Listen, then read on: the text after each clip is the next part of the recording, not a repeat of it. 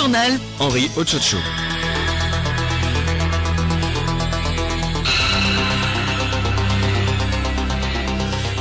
Il est exactement 12h30 sur les antennes de Radio Lomé.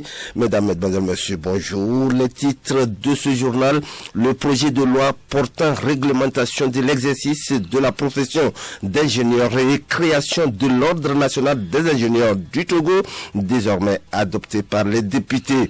C'était hier lors de la première session ordinaire de l'année 2020. Les acteurs du secteur agricole de la CEDEAO veulent récupérer environ 28,7 millions d'hectares dégradés dans l'espace ouest africain. Un document de restauration de ces terres est soumis à validation depuis ce matin à Lomé. Le maréchal Khalifa Haftar, l'homme fort de l'Est de la Libye, s'est engagé à signer le document du cessez-le-feu à condition que les milices de Tripoli, fidèles au gouvernement national d'Union de Fayez el-Sarraj, le respectent aussi. L'annonce a été faite hier lors d'une rencontre entre le maréchal et le président français au palais de l'Élysée. Et puis sport football, les éperviers juniors débutent ce mardi donc à Lomé, un stage de préparation. C'est dans le cadre du tournoi qualificatif de la CAN U20 de la zone UFOA-B.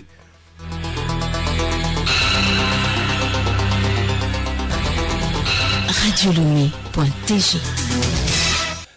Mesdames, Mesdemoiselles, Messieurs, une fois encore bonjour. Nous le disions en titre: l'exercice de la profession d'ingénieur désormais réglementé au Togo. Les parlementaires togolais réunis hier en deuxième séance plénière de la première session ordinaire de l'année 2020 ont étudié et adopté le projet de loi portant réglementation de l'exercice de la profession d'ingénieur et création de l'Ordre national des ingénieurs du Togo. Angèle Ntoji, reportage. L'ingénieur est une personne diplômée qualifiée, apte à exercer les fonctions techniques et technologiques dans différents domaines d'études, de conception, de construction, de fabrication, de maintenance, de conseil et dans bien d'autres domaines. La formation et l'exercice de la profession d'ingénieur doivent donc satisfaire à des standards et à une éthique permettant au public d'être assuré de la prestation efficace de l'ingénieur.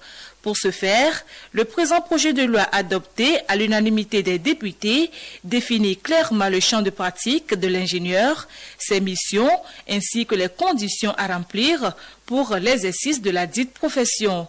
Koko Aeva, ministre de la Ville, de l'Urbanisme, de l'Habitat et de la Salubrité publique, commissaire du gouvernement. L'ingénieur est à la base des activités de tous les secteurs socio-économiques et œuvre pour le développement et la création des richesses dans un pays en vue de l'amélioration de la qualité de vie des populations. L'exercice de cette profession mérite d'être encadré et réglementé afin de garantir le respect des normes de qualité des ouvrages qui sont la base de la protection et de l'amélioration des conditions de vie des populations et de la compétitivité de l'économie togolaise qui sont les objectifs ultimes poursuivis par le gouvernement sous la vision éclairée du chef de l'État, son Excellence, M. Faure Essoze Nanyasile.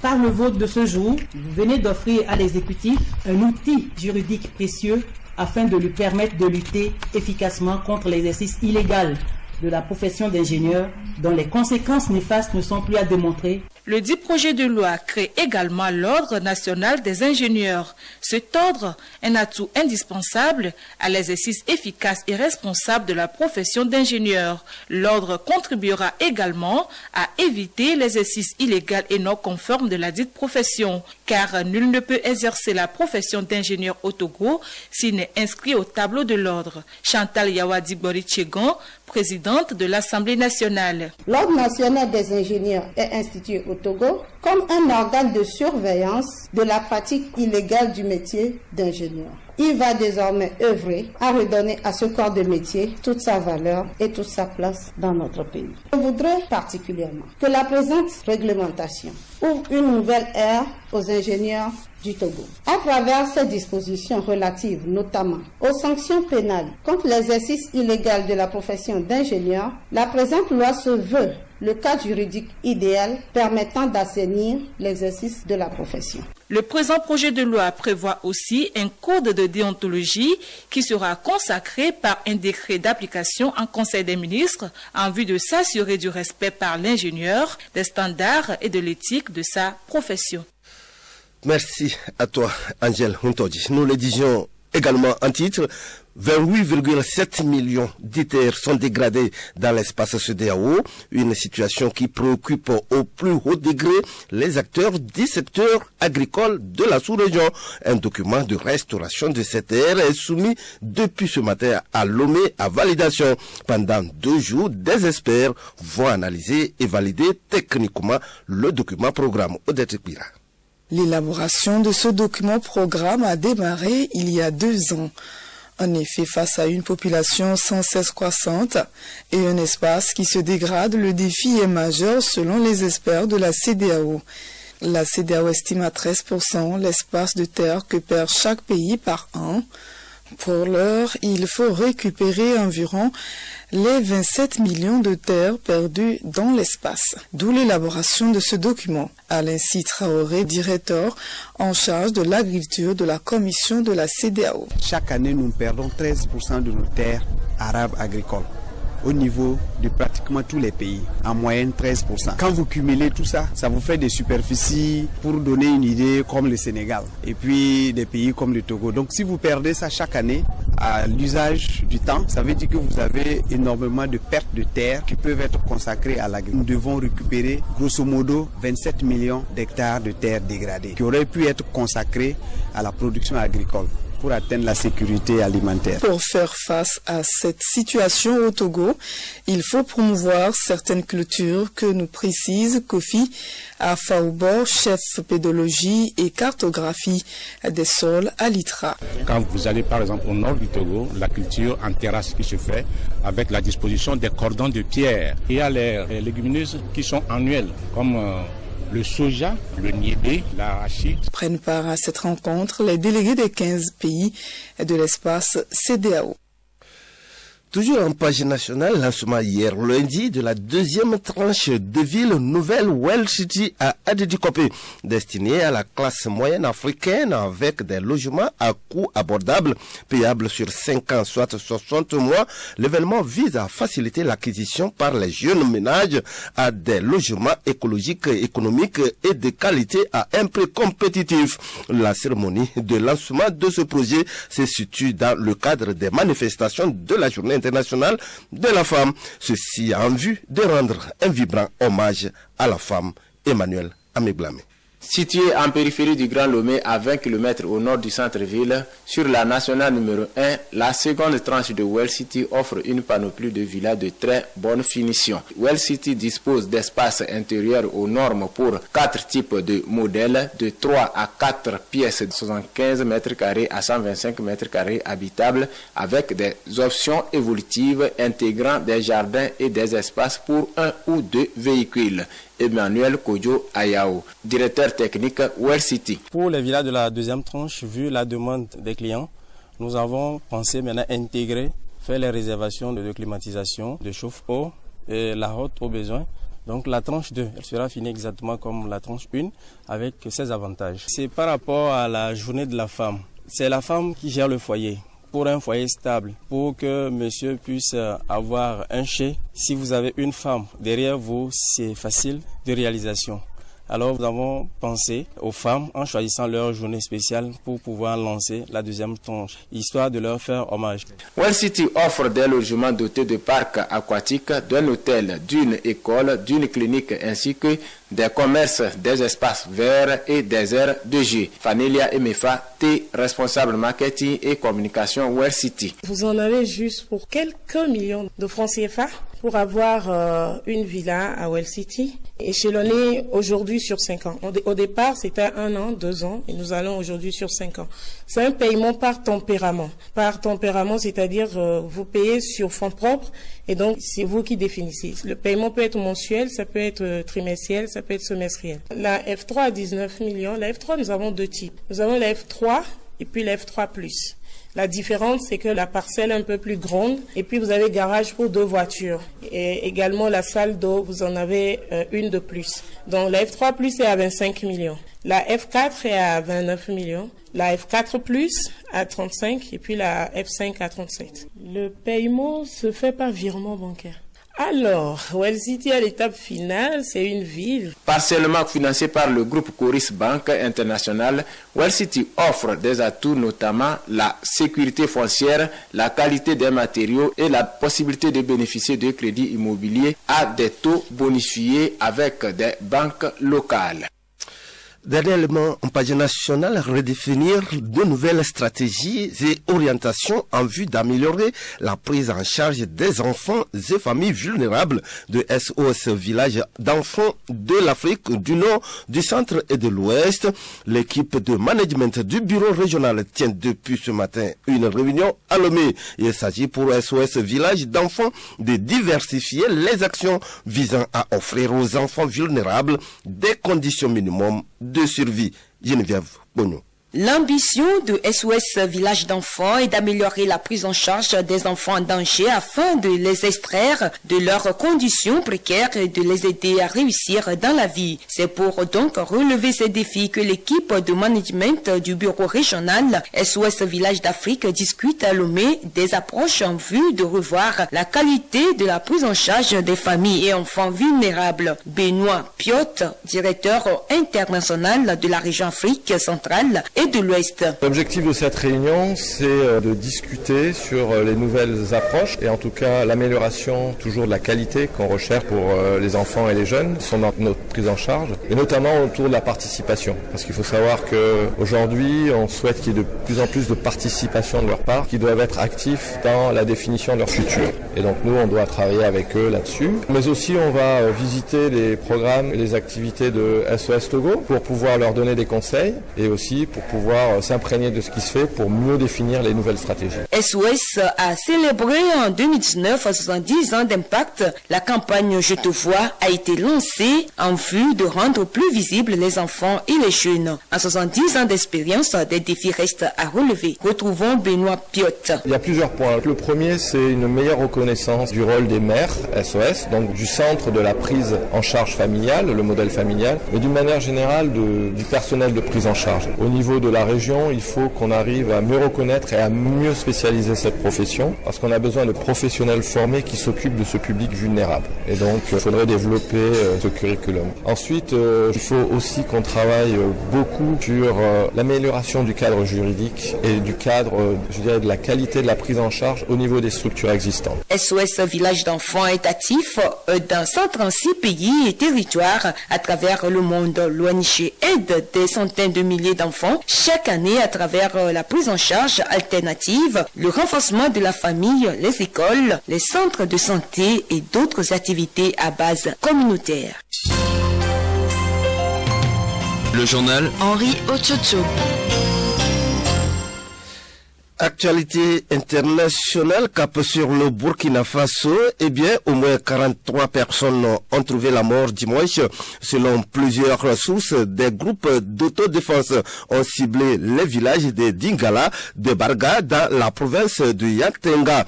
Ils ont effectué une descente dans ces villages en représailles contre des individus présentés comme des terroristes.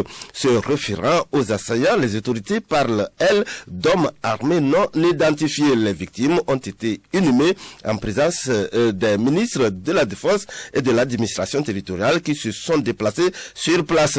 Le président Roch Marc Christian Kabouré a condamné l'attaque qu'il qualifie d'odieuse. Un deuil national de 48 heures a été décrété sur l'ensemble du territoire. Les travaux sont mis en berne et les réjouissances populaires interdite. Le président français Emmanuel Macron s'implique dans la résolution de la crise libyenne. Reçu hier à l'Élysée, le maréchal Khalifa Haftar, l'homme fort de l'Est de la Libye, s'est engagé à signer le document du cessez-le-feu, ce qu'il avait refusé de signer à Moscou et à Berlin. Léontine Atogima. Khalifa Haftar s'engage à respecter le document de cessez-le-feu à condition que les milices de Tripoli, fidèles du gouvernement national d'union de Fayez el-Sarraj, le respectent aussi. La France, qui a essayé de relancer le dialogue interlibyen à 2 reprises depuis 2017, multiplie à nouveau ses efforts pour sortir la Libye de cette crise. Peu d'informations ont filtré de la réunion, mais si l'on en croit une source de l'Élysée, Paris ne recevra pas cette fois-ci Fayez el-Sarraj, le rival de Khalifa Haftar. Les deux camps qui s'affrontent s'accusent mutuellement de violer la trêve en vigueur depuis mi-janvier dans la capitale libyenne. Cette trêve très fragile est régulièrement violée par l'envoi d'armes et de mercenaires en dépit des engagements pris à Berlin en février dernier. Et puis, avant la page des sports, cette information sur le coronavirus, eh bien, l'ONU ferme son siège de New York dès ce mardi soir. La décision vient d'être validée en interne. Elle intervient une semaine après que le palais des Nations Unies à Genève ait fermé ses portes en raison de l'épidémie de coronavirus.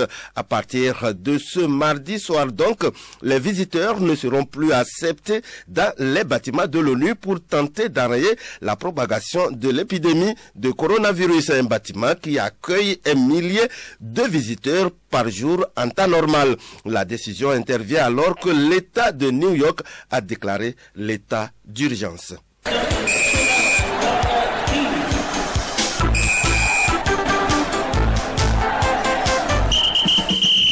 Vous l'avez compris, c'est la page des sports. Le Togo se prépare pour le tournoi qualificatif de la CAN U20 de la zone UFOAB.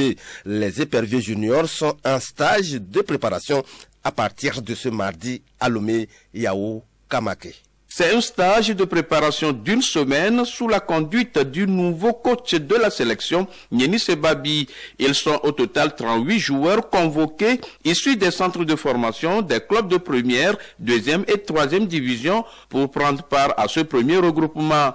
Le tournoi qualificatif de la CAN U20 de l'UFOAB se déroulera du 12 au 26 septembre 2020 au Burkina Faso. De leur côté, leurs aînés de l'équipe A', les éperviers locaux déjà qualifiés pour une première fois à la phase finale du CHAN 2020, peaufinent leurs préparatifs pour le rendez-vous du Cameroun. Les poulains de Jean-Paul Abalo-Dossé, en regroupement depuis dimanche à Lomé, vont participer à un tournoi amical du 13 au 19 mars à Ouagadougou, toujours au Burkina Faso. Le tournoi rassemble 3 pays de l'UEMOA, à savoir le Burkina Faso, le Niger et le Togo. Et pour le coach Abalo Dossé, la liste des joueurs n'est pas encore définitive. Ces stages, regroupements et matchs amicaux lui permettront de la boucler avant son envoi à la Confédération africaine de football, CAF. Le stade de l'université d'Abomey-Calavi du Bénin a abrité ce dimanche un match international féminin entre le club Atleta de Lomé et la sélection de l'Association nationale des clubs et centres de formation de football féminin du Bénin. Score final 4-1 en faveur du club féminin togolais. La rencontre intervient dans le cadre de la Journée mondiale de la femme et aussi des préparatifs en vue du prochain championnat national féminin au Togo. Voilà. Nous disons merci à Yao Kamake pour cette page des sports qui met fin à ce journal. Le rappel des titres avant de nous quitter: le projet de loi portant réglementation de l'exercice de la profession d'ingénieur et création de l'ordre national des ingénieurs du Togo, désormais adopté par les députés. C'était hier lors de la première session ordinaire de l'année 2020. Les acteurs du secteur agricole de la CEDEAO veulent récupérer environ 28,7 millions de terres dégradées dans l'espace ouest africain. Un document de restauration de ces terres est soumis à validation depuis ce matin à Lomé. Le maréchal Khalifa Haftar, l'homme fort de l'Est de la Libye, s'est engagé à signer le document du cessez-le-feu à condition que les milices de Tripoli, fidèles au gouvernement d'Union nationale de Fayez el-Sarraj, le respectent aussi. L'annonce a été faite hier lors d'une rencontre entre le maréchal et le président français au palais de l'Élysée. Et puis, vous l'avez suivi au sport. Les éperviers juniors débutent ce mardi à Lomé. Un stage de préparation, c'est dans le cadre du tournoi qualificatif de la CAN U20 de la zone UFOA B. Bon après-midi à tous et à toutes.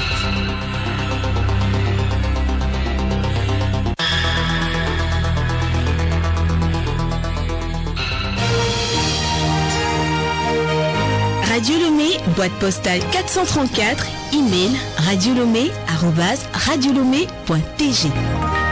radiolomé.tg